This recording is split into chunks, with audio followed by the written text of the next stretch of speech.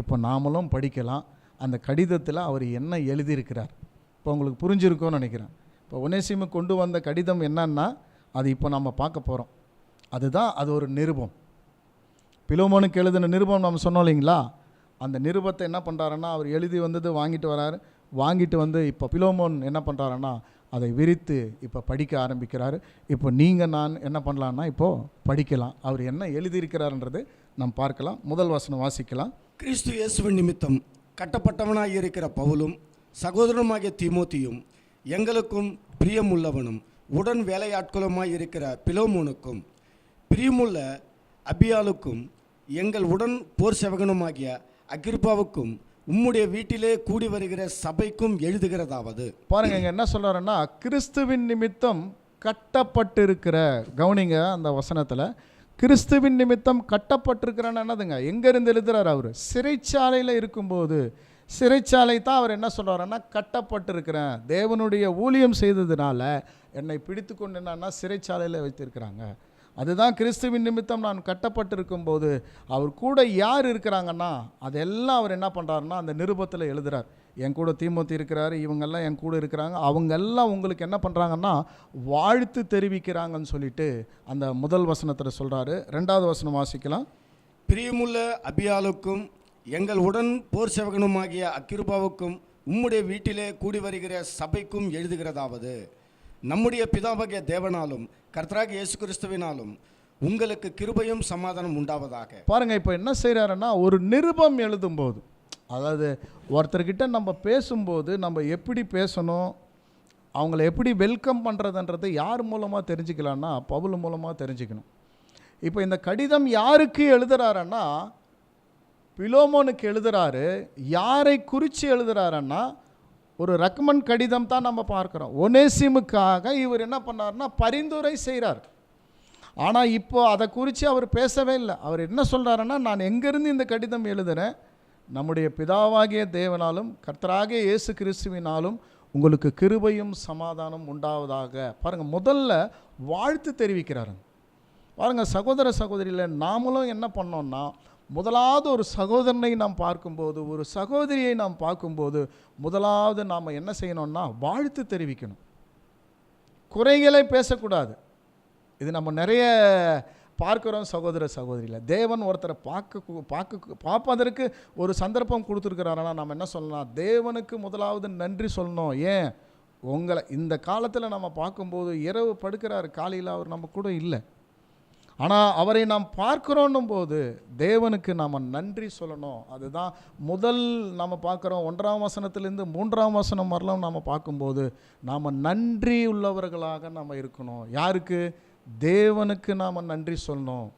இவர்களை பார்க்கும்படி, இவர்களிடத்தில் பேசும்படி தேவன் நீங்கள் கிருபை செஞ்சுருக்கிறீங்க, அதனால் உங்களுக்கு நான் நன்றி சொல்கிறேன்னு சொல்லிட்டு 3ஆவது வசனம் சொல்கிறாரு. 4ஆவது வசனம் வாசிக்க கேட்குறேன். கர்த்தராகிய இயேசு கிறிஸ்துவினாலும் எல்லா பரிசுத்தவான்களிடத்திலும் உள்ள உம்முடைய அன்பையும் உம்முடைய விசுவாசத்தையும் நான் கேள்விப்பட்டு என் ஜபங்களில் உம்மை நினைத்து எப்பொழுதும் என் தேவனை ஸ்தோத்திரம் செய்து. பார்த்தீங்களா என்ன அருமையாக சொல்கிறார் பாருங்க. என்ன சொல்கிறாருன்னா பாருங்கள் உங்களுடைய ஊழியம், நீங்கள் எப்படி ஊழியம் செய்கிறீங்கன்னா உங்களுடைய சபைக்கு வரக்கூடிய ஜனங்களுக்கு நீங்கள் எப்படி ஊழியம் செய்கிறோன்னா நான் கர்த்தரிடத்தில் பெற்றுக்கொண்டதை நான் உங்களுக்கு சத்தியமாக சொன்னேன், அந்த சத்தியத்தை ஏற்றுக்கொண்டு உங்கள் அந்த வீட்டில் நடக்கக்கூடிய அந்த கூட்டத்துக்கு வரக்கூடிய சகோதர சகோதரிகளுக்கு நீங்கள் செய்யக்கூடிய அந்த ஊழியம் நான் கேள்விப்படும் போது, பாருங்கள் எப்படி எங்கே கேள்விப்படுறாரு, அந்த சிறைச்சாலை இருக்கும்போது கேள்விப்படும் போது என் தேவனுக்கு நான் ஸ்தோத்திரம் சொல்கிறேன், நன்றி சொல்கிறேன். எவ்வளோ அருமையான கேரக்டர் பாருங்கள். இதெல்லாம் கேள்விப்படுறாரு அவர். நீங்கள் வரக்கூடிய ஜனங்கள் இப்படியெல்லாம் நீங்கள் வழி நடத்துகிறீங்களா? அதாவது பணம் இருக்கிறவர்களுக்கு ஒரு மாதிரி, பணம் இல்லாதவங்களுக்கு ஒரு மாதிரி, அப்படியெல்லாம் இல்லை. உங்களுடைய அன்பு ஒரே மாதிரி காமிக்கிறீங்க எல்லாருக்குமே. சகோதர சகோதரிகளுக்கு சபைக்கு வரக்கூடிய ஜனங்களுக்கு ஒரே மாதிரியான அன்பை நீங்கள் காண்பிக்கிறீங்க. அந்த அன்பை நான் கேள்விப்படும் போது என் ஜபத்தில் உங்களை நான் நினைத்து கொள்கிறேன். அடுத்த வசனம் வாசிக்கலாம். உங்களிடத்தில் உள்ள சகல நன்மைகளும் தெரியப்படுகிறதுனாலே உம்முடைய விசுவாசத்தின் அந்நியனமும் இயேசு கிறிஸ்துவுக்காக பயன்பட வேண்டும் என்று வேண்டுதல் செய்கிறேன். பாருங்க, இந்த வேண்டுதல் தேவன்கிட்ட எப்படி செய்கிறாருன்னா, இந்த பிலோமோனுக்கு இன்னும் நீங்கள் பரிசுத்த ஆவி கொடுங்கப்பா, இன்னும் கூட அவர் அதிகமாக ஊழியம் செய்யும்படிக்கு நீங்கள் அவளுக்கு கிருபை செய்யுங்கப்பா, நான் ஜெபங்களில் நான் வேண்டிக் கொள்கிறேன். சகோதரனே, பரிசுத்தவான்களுடைய உள்ளங்கள் உம்மாலே இலைப்பாற்றினபடியால் உம்முடைய அன்பினாலே மிகுந்த சந்தோஷமும் ஆறுதலும் பரிசுத்தவான்கள் யாரு? சபைக்கு வரக்கூடிய ஜனங்கள். நீங்க வழி நடத்துறத பார்த்துட்டு அந்த ஜனங்கள் நான் அனுப்பின சகோதரர்கிட்ட ஷேர் பண்ணியிருக்கிறாங்க, என்னை பிலோமோன் இப்படியெல்லாம் வழி நடத்துகிறாங்க. அதை நான் கேள்விப்படும் போது எனக்கு ரொம்ப சந்தோஷமாக இருக்குது. பாருங்கள், நாம் என்னன்னா ஒருத்தரை பார்த்த உடனே அவருடைய குறைகளை தான் நம்ம பேச ஆரம்பிப்போம். ஆனால் இவர் பாருங்கள், குறைகளை பேசாமல் முதல்ல நன்மைகளை பேசுகிறாரு. அப்போ இந்த நிருபத்தில் என்ன கற்றுக்கொள்கிறோன்னா, நாம் ஒரு சகோதரனையோ அல்லது ஒரு சகோதரியை நாம் பார்க்கும்போது அவங்களிடத்தில் இருக்கக்கூடிய நிறைவுகளை பேசணும். சகோதர சகோதரி பாருங்கள், நீங்கள் கிறிஸ்துவுக்காக நீங்கள் படக்கூடிய பாடு உண்மையிலே சிஸ்டர் பிரதர் நான் பார்க்கும்போது எனக்கு அவ்வளோ சந்தோஷமாக இருக்குது. பாருங்கள், அந்த கடினமான சூழ்நிலையிலையும் வியாதி சூழ்நிலையிலையும் கஷ்டத்துலேயும் நீங்கள் தேவனுடைய ஊழியம் செய்கிறீங்க. பாருங்கள், எனக்கு ரொம்ப சந்தோஷமாக இருக்குது. நீங்கள் பாடல் கூட பாடுகிற பாடலும், நீங்கள் ஜெபிக்கிற ஜெபமும், சத்தியத்துக்காக நீங்கள் செய்யக்கூடிய ஊழியம், இது எல்லாம் நான் கேள்விப்படுறேன். எனக்கு ரொம்ப சந்தோஷம். பாருங்கள், பவுல் சொன்ன மாதிரி நாமளும் என்ன பண்ணோம்னா சபைக்கு வரக்கூடிய ஜனங்களுக்கு நம்ம சொல்லணும். பாருங்கள், இதெல்லாம் என்ன நம்ம பார்க்குறோன்னா ஒரு ரெஸ்பான்சிபிலிட்டிஸ் நம்ம பார்க்குறோம். சகோதர சகோதரிகளே, நாம் சத்தியத்தை சொல்கிறீ நம்ம கூட்டிகிட்டு வர்றது மட்டும் பெரிய விஷயம் இல்லை. அந்த கூட்டிகிட்டு வந்த ஜனங்களை கிறிஸ்துவாக மாற்றி நம்ம பரலோகத்துக்கு கொண்டு போகணும். அப்படி கொண்டு போகணும்னா அவருடைய வேல்வி முதல்ல நம்மளுக்கு தெரிஞ்சிருக்கணும். இங்கே வந்தார் பாருங்கள், அவர் யார், அவர் எப்பேற்பட்டவர்ன்றதை முதல்ல நாம் தெரிஞ்சுக்கணும். அவர் எந்த கஷ்டத்தில் இருக்கிறார், என்ன பாடு இருக்குது, இதை நாம் முதல்ல தெரிஞ்சுக்கணும். அதை தெரிந்து கொண்டு அவர்களுக்கு நாம் ஊழியம் செய்யணும். சத்தியத்தை மட்டும் சொல்கிறது பெரிய விஷயம் இல்லைங்க. அதுக்கப்புறம் சபையில் வந்தவொன்னா அவங்கள வளர்க்குறோம். பார்த்தீங்களா, இது தாங்க ஒவ்வொரு ஊழியனுக்கு இருக்கக்கூடிய ஒரு விஷயம். சகோதர சகோதரி, ரொம்ப முக்கியம். ஊழியம் என்பது சாதாரணமான விஷயம் இல்லை. இவங்களை இங்கே தான் வளர்க்கணும். நம்ம அன்பு காமிக்கணும், இரக்கம் காமிக்கணும். ஸோ அது யார் செஞ்சுருக்கிறாருன்னா அப்போஸ்தலனாகிய பவுல். பாருங்கள், எவ்வளோ அருமையாக அங்கே செஞ்சுருக்கிறாரு. ஆனால் இது ரக்மன் கடிதம் தான். யாருக்காக? ஒனேசிமுக்காக எழுதுகிறார். ஆனால் இன்னும் ஒனேசிமை பற்றி அவர் பேசலை. பாருங்கள், இதெல்லாம் சொல்லிவிட்டு, ஆகையால் பவுலாகிய நான் முதிர் வயதுள்ளவனாகவும் இயேசு கிறிஸ்துவின் நிமித்தம் இப்போது கட்டப்பட்டவனாய் இருக்கிறபடியால். பாருங்கள், இந்த ஒரு நிருபம் அவர் எப்போ எழுதுகிறாருன்னா முதிர் வயது, ரொம்ப வயசாயிட்டாருங்க அவர். இன்னும் ரோமபுரியத்தில் போயிட்டு அவர் விக்னஸ் கொடுத்து மறிக்க போகிறார். ரொம்ப முதிர் வயது ஆகும்போது இந்த ஒரு கடிதம் என்ன பண்ணுறாருன்னா எழுதுகிறாரு. நீர் செய்யத்தக்கதை உமக்கு கட்டளையிடும்படி கிறிஸ்துவுக்குள் நான் துணியத்தக்கவனாய் இருந்தாலும் அப்படி செய்யாமல் அன்பின் நிமித்தம் மன்றாடுகிறேன். என்ன அருமையான வார்த்தை பாருங்கள், என்ன ஊழியம் பாருங்கள். உண்மையிலே நீர் செய்யத்தக்கதை, எனக்கு என்ன இருக்குன்னா உங்கள் மேலே எனக்கு ஒரு அதிகாரம் இருக்குது. என்ன அதிகாரம் இருக்குது? நான் உங்களுக்கு சத்தியத்தை அறிவித்ததுனால நீங்கள் நில்லனா நிற்கணும், போனா போகணும், வரணுன்னா வரணும், உட்காரனா உட்காரணும். இந்த அதிகாரம் நான் கிறிஸ்துவுக்குள் பெற்றிருக்கிறேன். துணியவனாய் இருந்தாலும் நான் அப்படி செய்யாமல், நான் அப்படி செய்யலை, அன்பின் நிமித்தம் மன்றாடுறேன். உண்மையிலே அந்த நிருபம் படிக்கும்போது உண்மையிலே தேவன் பாருங்கள், தேவன் மேலே அப்போஸ்தலனாகிய பவுல் வைத்திருக்கிற அந்த அன்பு பாருங்கள். எனக்கு உங்கள் மேலே எல்லா அதிகாரம் இருக்குது, ஆனால் அந்த அதிகாரத்தை நான் பயன்படுத்த மாட்டேன். உங்களுடைய விருப்பத்தின்படி தான் நான் அந்த ஒரு அதிகாரத்தை நான் பயன்படுத்துவேன். பாருங்கள், மறுபடியும் வாசிங்க. நீர் செய்யத்தக்கதை உமக்கு கட்டளையிடும்படிக்கு. பாருங்க, நீர் செய்யத்தக்கதை உமக்கு கட்டளையிடும்படிக்கு கிறிஸ்துவுக்குள் நான் துணிந்தவனாய் இருந்தாலும். கிறிஸ்துவினாலே நான் துணிந்தவனா, ஏன்னா சத்தியம் உங்களுக்கு சொல்லி நான் கூட்டிட்டு வந்தது நான் தான். இருந்தாலும் அப்படி செய்யாமல் அன்பின் நிமித்தம் மன்றாடுகிறேன். பார்த்தீங்களா, அன்பின் நிமித்தம் மன்றாடுகிறேன். ஒரு உண்மையிலே அவர் எவ்வளோ பெரியவர் பாருங்க. அப்போஸ்தலனாகிய பவுல் எவ்வளோ பெரியவர், எப்படி ஊழியம் செஞ்சிருக்கிறாரு. அந்த தாழ்மை பாருங்கள். இதெல்லாம் யாருக்காக செய்கிறார் தெரியுங்களா? இது தாங்க ரொம்ப ஆச்சரியமான ஒரு விஷயம். நம்ம படிக்க போகிறோம். அடுத்து வாசிங்க. என்னவென்றால் கட்டப்பட்டு இருக்கையில் நான் பெற்ற என் மகனாகிய ஒனேசிமுக்காக உம்மை மன்றாடுகிறேன். கட்டப்பட்டிருக்கையில் நான் பெற்ற என் மகனாகிய ஒனேசிமு. பார்த்தீங்களா? அப்போ யார் பெற்றிருக்கிறாங்கன்னும் போது கிறிஸ்துவுக்குள்ள. அதுக்காக நம்ம திருமணம் ஆயிடுச்சு அதெல்லாம் நம்ம நினைக்க வேணாம். கட்டப்பட்டிருக்கல நான் பெற்றேன்னா கிறிஸ்துவின் நிமித்தம் சத்தியத்தை நம்ம சொன்னதுனால நாம் அவங்கள பெற்றெடுத்த மாதிரி, நான் பெற்றெடுத்த ஒனேசிமுக்காக உம்மிடத்தில் என்ன பண்ணுறேன், மன்றாடுகிறேன். பாருங்கள், அவர் என்ன சொல்லலாம், நான் ஒருத்தர் அனுப்புகிறேன், அவரை நீங்கள் உங்களுடைய ஊழியத்தில் வைத்து கொள்ளுங்க அப்படி அவர் சொல்லலை. மாறாக அவர் என்ன பண்ணுறாருன்னா அவர் இடத்துல மன்றாடுறாரு. முன்னே அவன் உமக்கு பிரயோஜனம் இல்லாதவன், இப்போதோ உமக்கும் எனக்கும் பிரயோஜனம் உள்ளவன். பாருங்க, முன்பு எப்படி இருந்தார், ஒரு அடிமையாக இருக்கும்போது அவர் உனக்கு பிரயோஜனம் இல்லாமல் இருந்தார். இப்போ உமக்கும் எனக்கும் என்ன பண்ணுறாரு, பிரயோஜனமாக இருக்கிறார். எது நிமித்தம், ஆண்டவராகிய இயேசு கிறிஸ்துவை ஏற்றுக்கொண்டதுனால உங்களுக்கும் எனக்கும் அவர் பிரயோஜனம் உள்ளவராக இருக்கிறாரு. அவனை நான் உம்மிடத்திற்கு அனுப்புகிறேன், என் உள்ளம் போல் இருக்கிற அவனை நீர் ஏற்றுக்கொள்ளும். என்ன அன்பு பாருங்க, என் உள்ளம் போல் இருக்கிற அவரை ஏற்றுக்கொள்ளுங்க. யார் இவர்? ஒருவேளை பிலோமோன் யோசித்து இருக்கலாம், இவர் ஒரு திருடன். அவர் என்ன சொல்றாரு, என் உள்ளம் போல் இருக்கிற அவரை என்ன பண்ணுங்கன்னா நீங்க ஏற்றுக்கொள்ளுங்க. சுவிசேஷத்தின் நிமித்தம் கட்டப்பட்டிருக்கிற எனக்கு ஊழியம் செய்யும்படி உமக்கு பதிலாக அவனை என்னிடத்திலே வைத்துக்கொள்ள வேண்டுமென்று இருந்தேன். ஆனாலும் நீர் செய்யும் நன்மைக்கு கட்டாயத்தினால் அல்ல, மனப்பூர்வமாய் செய்யத்தக்கதாக நான் உம்முடைய சம்மதி இல்லாமல் ஒன்றும் செய்ய எனக்கு மனது. பார்த்தீங்களா? ஏன்னா அவர் திருடிட்டு வரும்போது, நான் சிறைச்சாலையில் இருக்கும்போது உமக்கு இவருக்கு பதிலாக உம்மைத்தான் நான் வைத்து கொண்டோன்னு இருந்தேன். ஒனேசிமை தான் நான் என்ன பண்ணேன்னா உடன் ஊழியராக வைக்கணும்னு நான் இருந்தேன். ஆனாலும் உங்களுக்கும் அவருக்கும் என்ன இருக்குன்னா ஒரு பகை இருக்குது. பாருங்கள், எவ்வளோ அருமையாக சொல்கிறாரு பாருங்கள். நான் தான் ஒனேசிமை தான் என் கூட இருக்கணும்னு நான் விரும்பினேன். ஆனாலும் அவர் சொல்லும்போது, நான் பிலோமோன்கிட்ட இருந்தேன், பணத்தை திருடிட்டு வந்தேன், இதெல்லாம் சொல்லும்போது நான் என்ன பண்ணுறேன்னா அவனை உன்னிடத்தில் அனுப்புகிறேன். ஏன்னா உங்களுக்கு 2 பேருக்குள்ளே என்ன இருக்குன்னா ஒரு பகை இருக்குது. அதை கிளியர் செய்யும்படி தான் என்ன பண்ணுறாருன்னா ஒனேசிமை அங்கே அனுப்புகிறாரு.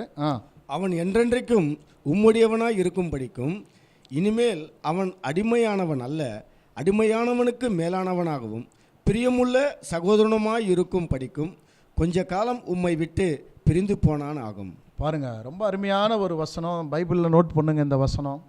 இந்த சப்ஜெக்ட்டுக்கு ஒரு ரொம்ப டெப்த்தான ஒரு வசனம் நம்ம சொல்லும்போது இந்த வசனம் தான். என்ன நான் பார்க்கும்போது சகோதர சகோதரியில் இங்கே நாம் பார்க்குறோம், இவர் ஏன் உங்களை விட்டு பிரிஞ்சு போனார், பிலோமோன்கிட்ட இருந்து ஒனேசிமு ஏன் பிரிந்து போனார் என்பதற்கு ஒரு காரணம் சொல்கிறார் அவர். அது என்ன காரணம்னா, வாசிங்க மறுபடியும் அந்த வசனம். அவன் என்றென்றைக்கும் பாருங்க, அவன் என்றென்றைக்கும் உம்முடையவனாய் இருக்கும்படிக்கு இனிமேல் அவன் அடிமையானவன் அல்ல. பாருங்க, இனிமேல் அவன் அடிமையானவன் அல்ல, அடிமையானவனுக்கு மேலானவன். பாருங்க ஒரு நிமிஷம், அடிமையானவனுக்கு மேலானவனாய் இருக்கும்படிக்கு. பாருங்க, எப்பவுமே உங்ககிட்ட அடிமையாகவே இருக்கணும் என்பது இல்லை. அவன் ஏன் உங்களை விட்டு பிரிந்து போனான்னா சொல்கிறாரு காரணம், அவன் என்றென்றைக்கும் இடத்துல அடிமையாக இருப்பதற்கு அல்ல, அடிமையானவனுக்கு மேலான ஒரு நிலை இருக்குது. அந்த நிலை அடைவதற்கு கொஞ்ச காலம் உம்மை விட்டு பிரிந்து போனானாக்கும். ஏன் அவர் பிரிஞ்சு போனாரன்னா மேலானவனாக போனோம், அதுக்காகத்தான் உம்மை விட்டு அவர் பிரிந்து போனார். ரீசன் சொல்கிறார். இதுக்கு அப்புறம் நம்ம பார்க்க போகிறோம். அடுத்த வசனம் வாசிக்கலாம். எனக்கு அவன் பிரியமான சகோதரனானால் உமக்கும் சரீரத்தின்படியையும் கர்த்தருக்குள்ளும் எவ்வளவோ பிரியமுள்ளவனாய் இருக்க வேண்டும். அதனால் நீர் என்னை உம்மோடே ஐக்கியமானவன் என்று எண்ணினால் என்னை ஏற்றுக்கொள்வது போல அவனையும் ஏற்றுக்கொள்ளும். பார்த்தீங்களா? நான் வந்தால் நீங்கள் எந்த அளவு எனக்கு என்ன பண்ணுவீங்க, உதவி செய்வீங்க, எப்படி வெல்கம் பண்ணுவீங்களோ அதே மாதிரி ஒனேசிமுக்கு நீங்கள் செய்யுங்கன்றார். இந்த மாதிரி ஒரு ரெக்கமெண்ட் கடிதம் யார் எழுதுவாங்க இந்த உலகத்தில்? இதை தான் சொல்கிறோம், உண்மையான அன்பு நம்ம சொல்கிறோம் இல்லைங்களா? இந்த உலகத்திலே உண்மையான அன்பன்னா அது ஆதி அப்போஸ்தலர்கிட்ட நம்ம பார்க்கலாம். பாருங்கள், ஒரு ரெக்கமெண்ட் கடிதம் இப்படி எழுதுவாரா, என் உள்ளம் போல் இருக்கிற அவனை நீங்கள் ஏற்றுக்கொள்ளுங்க. பாருங்கள், இவர் திருடன். அந்த திருடனுக்கு இயேசு கிறிஸ்துவை ஏற்றுக்கொண்ட ஒரே ஒரு காரணத்துக்காக என் உள்ளம் மாதிரி இருக்கிறாராம் அவர். பாருங்கள், ஒனேசிம் அவரை ஏற்றுக்கொள்ளுங்கன்னும் போது பிலோமோனுக்கு ஒனேசிமு மேலே இருந்த கோபம் எல்லாமே அப்படியே போயிட்டுருக்கு. ஏன் பவுல் இந்த மாதிரி எழுதுகிறாரே ஒனேசிமு, இப்போ நாம் எழுத முடியுங்களா அந்த மாதிரி? ஒரு ரெக்கமெண்ட் கடிதம் நம்ம என்ன சொல்லுவோம், ஒரு சகோதரருக்குன்னா வேறு ஒருத்தர் வருவார், அவரை நீங்கள் பார்த்துங்க, இப்படி தான் நம்ம சொல்லுவோம். அவர் இப்படி இருந்தாருங்க, சத்தியத்தை சொல்லியிருக்கிறேன், இயேசு கிறிஸ்துவை ஏற்றுக்கொண்டிருக்கேன், அப்படி தான் நம்ம சொல்லுவோம். என்னை ஏற்றுக்கொள்கிற மாதிரி அவரை ஏற்றுக்கொள்ளுங்க நாம் சொல்லுவோமா? அடுத்த வசனம், அவன் உமக்கு யாதொரு அநியாயம் செய்ததும் உம்மிடத்திலே கடன்பட்டதும் உண்டானால் அதை என் கணக்கில் வைத்துக்கொள்ளும். ரொம்ப எக்ஸ்ட்ரீம் போயிட்டாருங்க, ஒரு படி மேலாக கடந்து போயிட்டார். அவன் முன்னிடத்தில் ஏதாவது கடன் பட்டிருந்தா, என்ன கடனு? அதான் அடிமையாக இருக்கும்போது என்ன பண்ணிட்டாருன்னா பணமும் நகை எல்லாம் திருடிட்டு என்ன பண்ணிட்டாருன்னா ஓடிட்டார். கடன் தான். பிலோமோனுக்கு ஒனேசிமு கடன் பட்டிருக்கிறார்.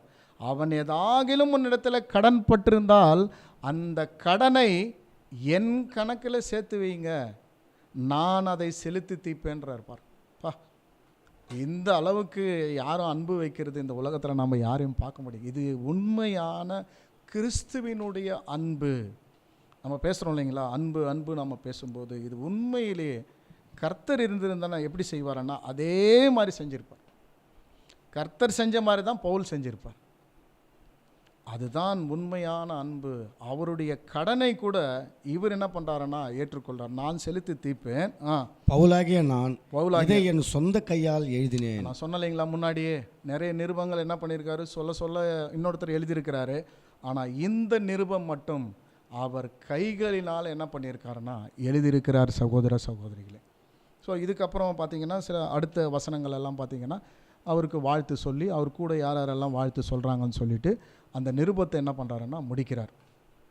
ஸோ இது நாம் பார்க்கும்போது சகோதர சகோதரிகளே, இந்த நிருபத்தில் இன்றைக்கு அழைக்கப்பட்டிருக்கிற உங்களுக்கும் எனக்கும் என்ன ஒரு பாடம் இருக்குது? இதெல்லாம் ஒரு ஸ்டோரி தான். இந்த ஸ்டோரி முடிஞ்சிருச்சு. இதோட இந்த ஸ்டோரியில் வரக்கூடிய 3 கதாபாத்திரம், ஒரு கதாபாத்திரம் பிலோமோன், இன்னொன்று கதாபாத்திரம் ஒனேசிமு, 3வது கதாபாத்திரம் அப்போஸ்தலனாகிய பவுல். இந்த 3 கதாபாத்திரங்கள் தான் இப்போது நமக்கு இதிலிருந்து என்ன பாடங்களை கற்றுக் கொடுக்குறாங்க, என்ன பாடத்தை கற்றுக்கொள்கிறோம் நாமோ. ஏன்னா அதுதான் ரொம்ப முக்கியம். நமக்கு பாடம் தான் இப்போ ரொம்ப முக்கியம். ஏன்னா இந்த விஷயங்கள் நடந்து முடிந்தது நம்ம பார்க்குறோம் சகோதர சகோதரியில். பாருங்கள், ஒரு வசனம் கூட நீங்கள் வாசிங்க. நம்ம ரோமர் எழுதின நிருபம் எடுத்துக்கலாம். பாருங்கள், இந்த வசனம் நீங்கள் கவனம் கொடுங்க. இது ஏன் நம்ம படிக்கணும், பிலோமோன் நிருபம் நம்ம ஏன் படிக்கணும்னா அதற்கு அவர் என்ன பண்ணுறாருன்னா சில வார்த்தைகளை ஆலோசனைகளை என்ன பண்ணுறாருன்னா நம்மளுக்கு அவர் கொடுக்குறாரு. எடுத்துக்கலாம். ரோமர் 15ஆம் அதிகாரம் 4ஆம் வசனம் வாசிக்க கேட்கலாம். முன்பு எழுதியவைகள் எல்லாம் நமக்கு எப்படி இருக்குன்னா போதனைகளாக இருக்கிறது.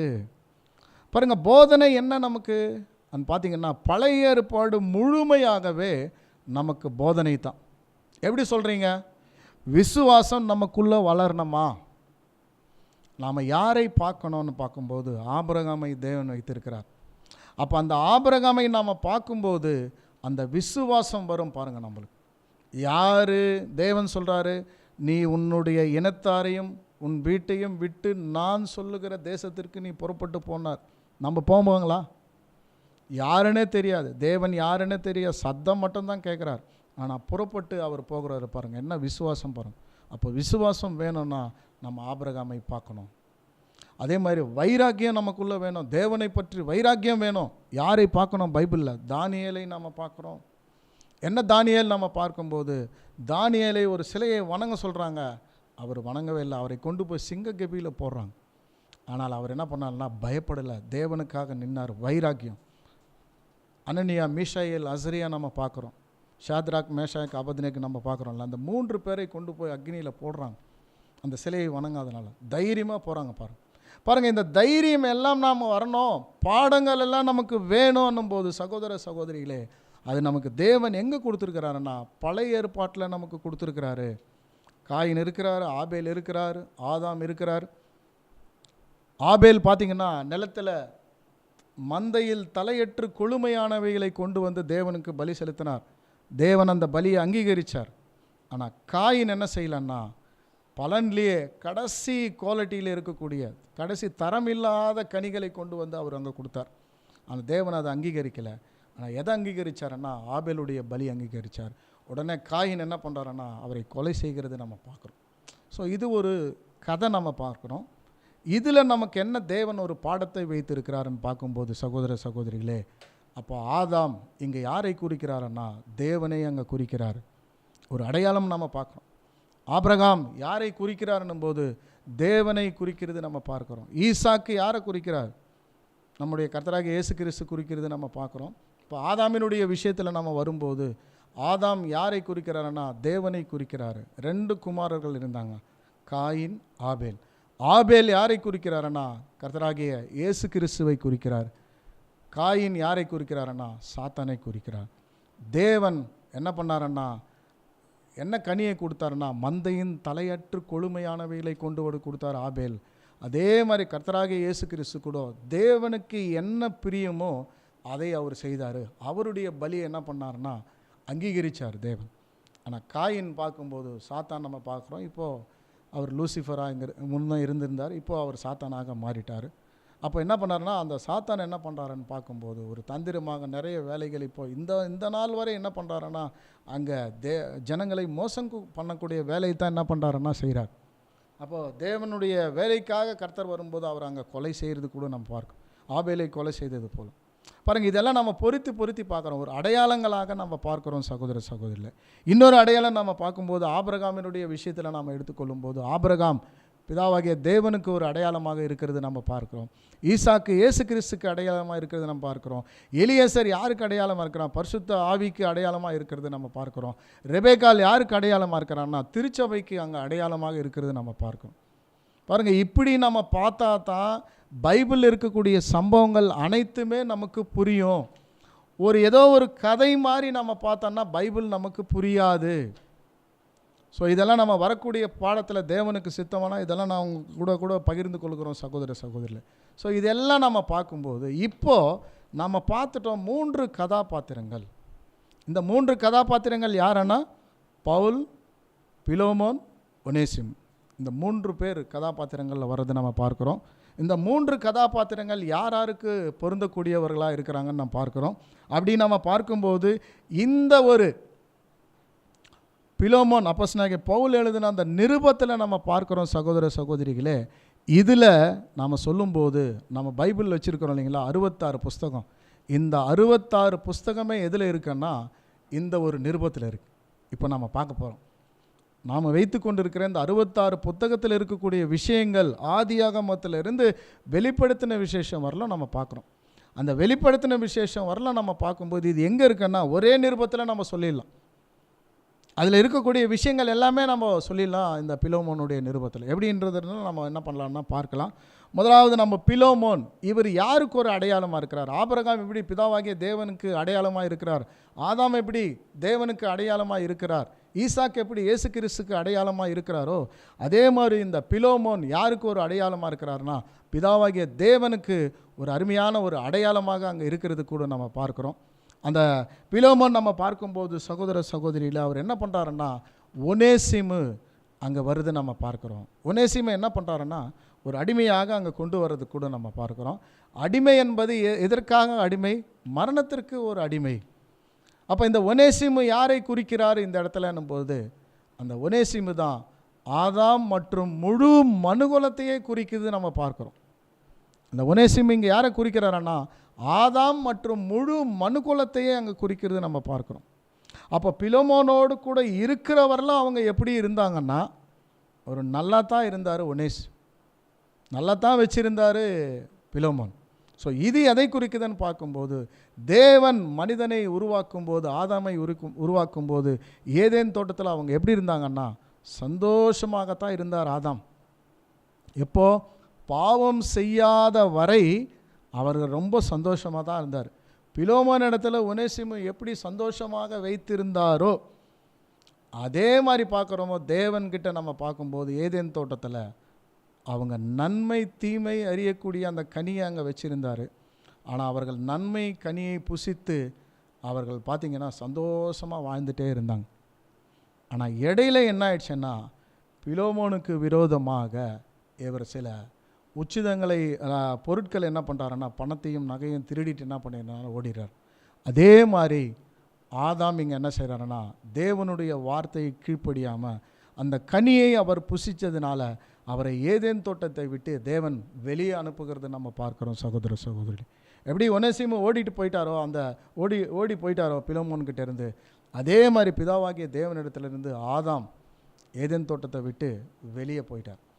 வெளியில் போய் என்ன பண்ணார்னா, பூமியை பண்படுத்த துவங்கினார். அதே மாதிரி இந்த ஒனேசிமு கூட என்ன பண்ணாருன்னா, அவர் திருடிட்டு வந்து அந்த பணத்தின் மூலமாக நிறைய பணம்லாம் செலவு பண்ணி மறுபடியும் ஒரு இடத்துல திருட போகும்போது அங்கே சிறைச்சாலைக்கு அங்கே கொண்டு போகிறது நம்ம பார்க்குறோம். சகோதர சகோதரி, அதே மாதிரி தான் பார்த்திங்கன்னா நாமும் கூட ஆதாமுக்குள்ளே வந்த சகோதர சகோதரி, நாம் எல்லாருமே ஆதாமுக்குள்ளே வந்தவங்க தான்.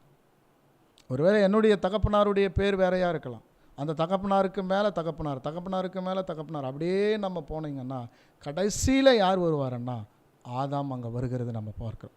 அப்போ ஆதாமின் மூலமாக இந்த உலகத்தில் நம்ம பார்க்குறோம், நாம் அனுபவிக்கக்கூடிய வியாதி, துக்கம், மரணம் எல்லாவற்றைக்கும் காரணர், ஒரு பிரதிநிதி யாருன்னு பார்க்கும்போது ஆதாமாக தான் நம்ம சொல்லலாம். நாம் என்ன சொல்லலாம், என்னுடைய பெற்றோர் தான், எங்கள் தாய் தான் இப்படி செஞ்சாங்க, இப்படியெல்லாம் நம்ம சொல்லிட்டு இருக்கிறோம். ஆனால் நாம் வேதாகமத்தின்படி நம்ம பார்க்கும்போது கடைசியில் நம்ம பார்த்தோம்னா ஆதாம் ஏவாள் தான்.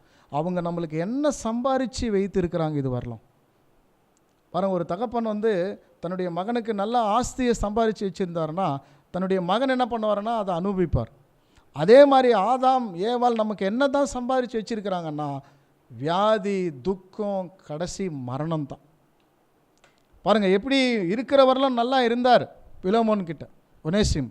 ஆனால் என்ன பண்ணுறாருன்னா, ஒனேசிம் பிலோமோன் இடத்துலேருந்து வெளியில் போயிட்டார். அதே மாதிரி தேவனிடத்துலேருந்து ஆதாம் என்ன பண்ணுறாருன்னா வெளியில் போயிட்டார். அந்த இடத்துல தான் தற்செயலாக பவுலை அவர் சந்திக்கிறார்.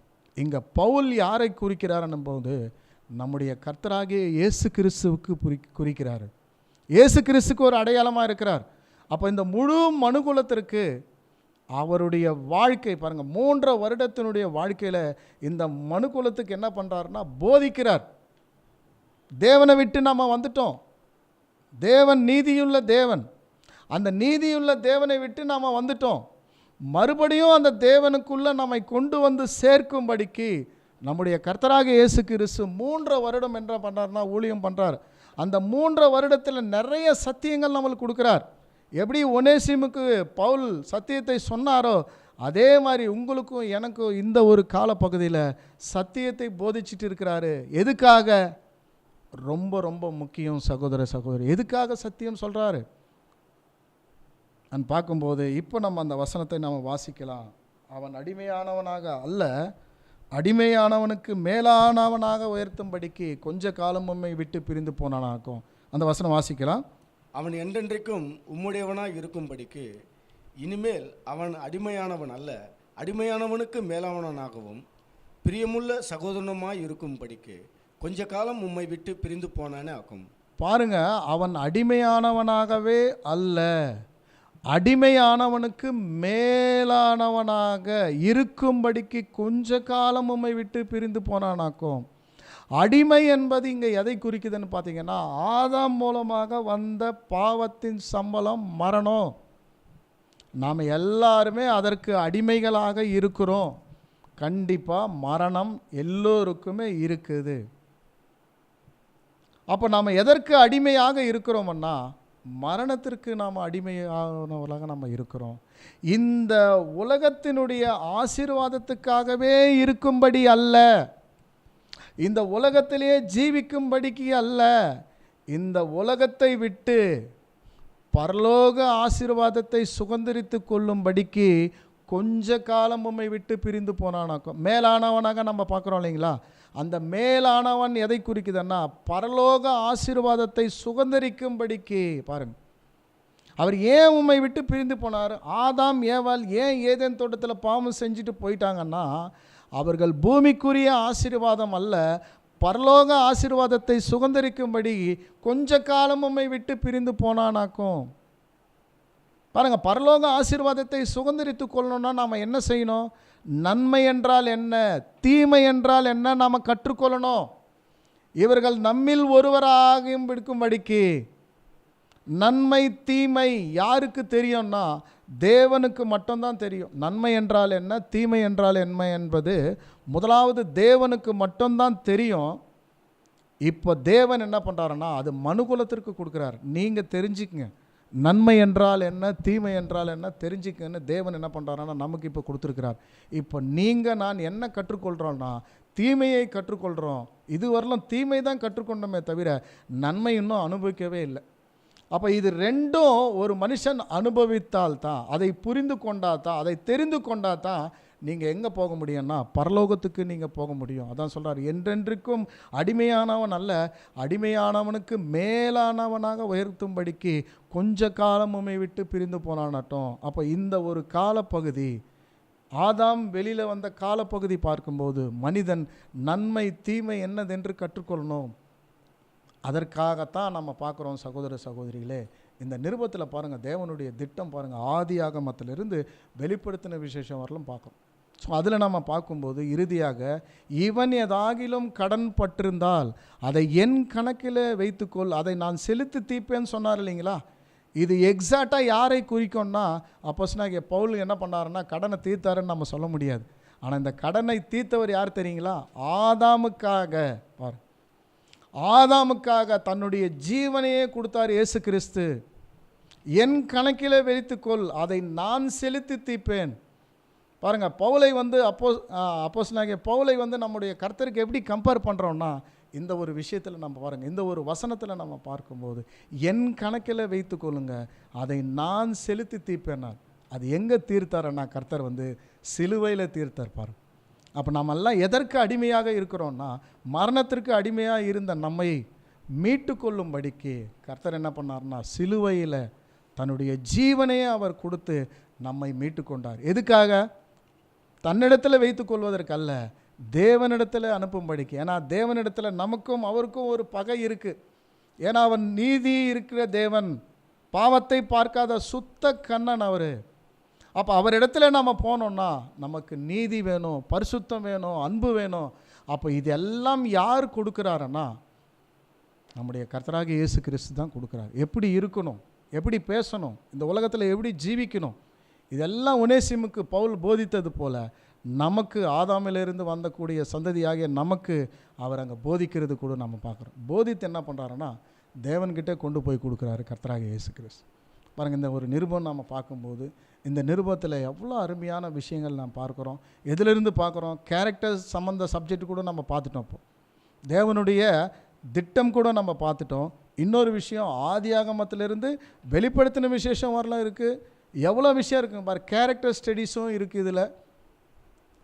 பாருங்கள், ஒரு ரெக்கமெண்ட் கடிதம் எப்படி எழுதணுன்றது குறித்து கூட நம்ம எடுத்தோன்னா நிறைய பாடங்கள் இதை என்ன பண்ணலாம்னு நம்ம எடுக்கலாம்.